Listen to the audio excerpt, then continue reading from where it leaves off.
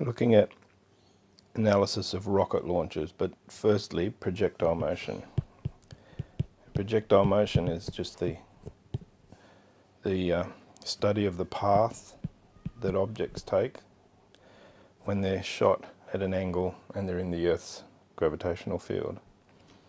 That path is often called a trajectory, and the projectile motion is following that path. So you often get this sort of path. And we regularly have a scale there. An angle to the surface and an initial velocity. And we call that u.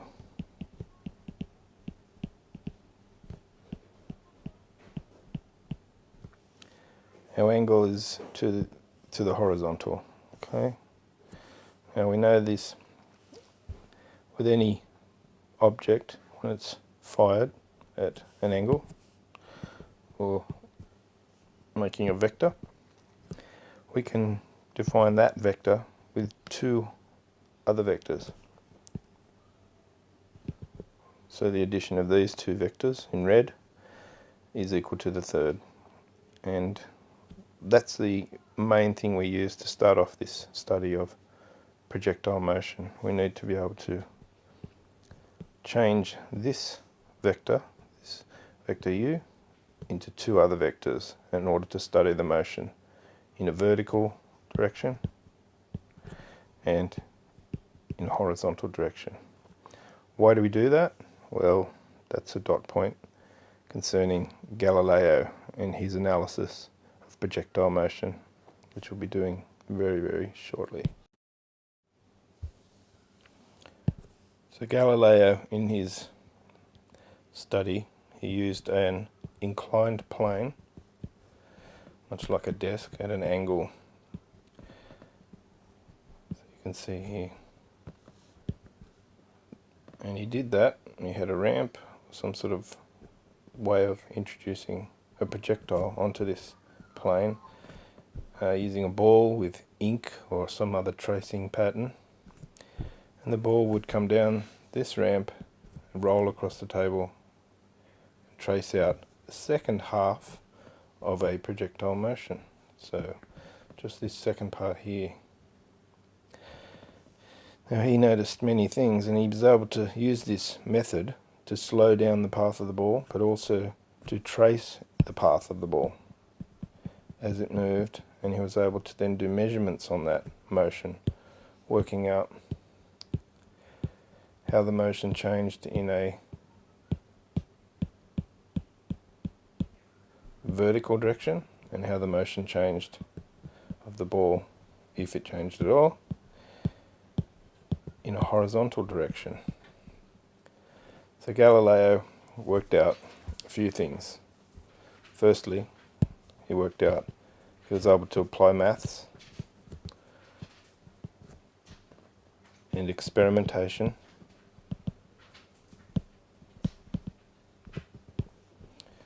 to real-world phenomena. Phenomena is just real-world occurrences, things that happen in the real world. He also noticed that the motion had two distinct components. A vertical component of the motion, which involved acceleration.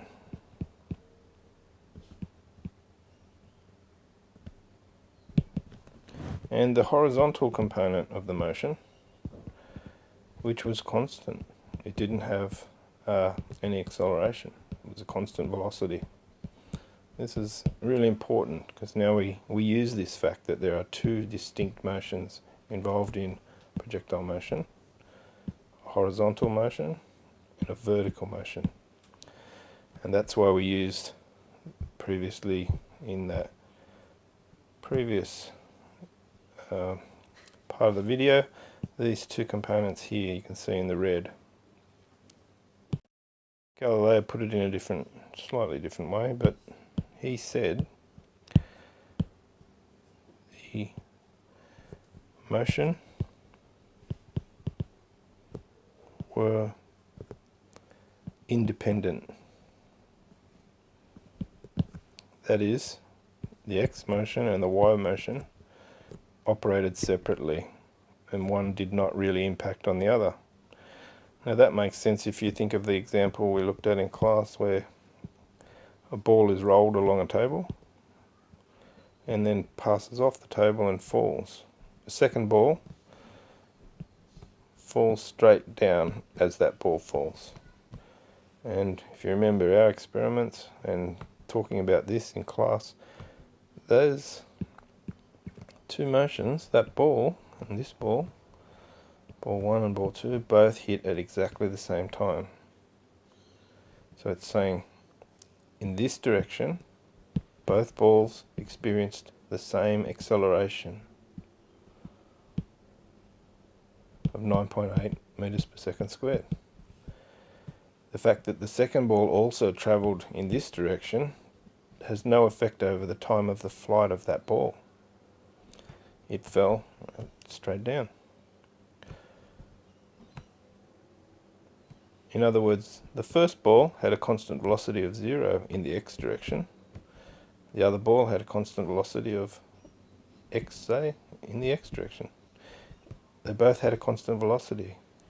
It was only this y acceleration, we call AY, was the only one that had an effect on the motion. A common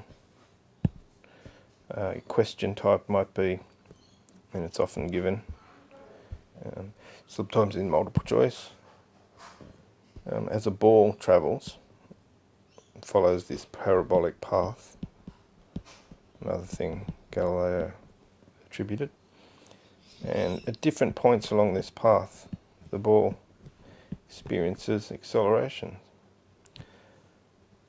They are all in this direction. As it goes up, it's accelerating, causing it to slow in this direction. So the lines are getting closer and closer together.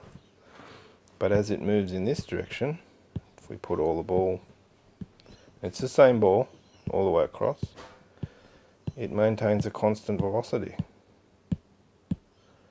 They're not getting further apart with each passing moment as the ball moves. And this is the way we show.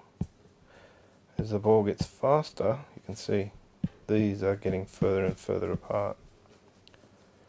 So we only have acceleration in the y direction, AY. And when the ball's going up, we say it's negative because it's opposing that motion going up. If we release it from the top and let the ball go as we're moving, it will follow that motion, and we say AY is the same sign as the motion. It's going to assist it and accelerate the ball down. Whereas on this side, the ball is going to be decelerated in the y direction only as it goes up. I'm not going to go into the various how the equations are produced for projectile motion, but we'll have a look at them and make sure we understand all the various parts in the next video.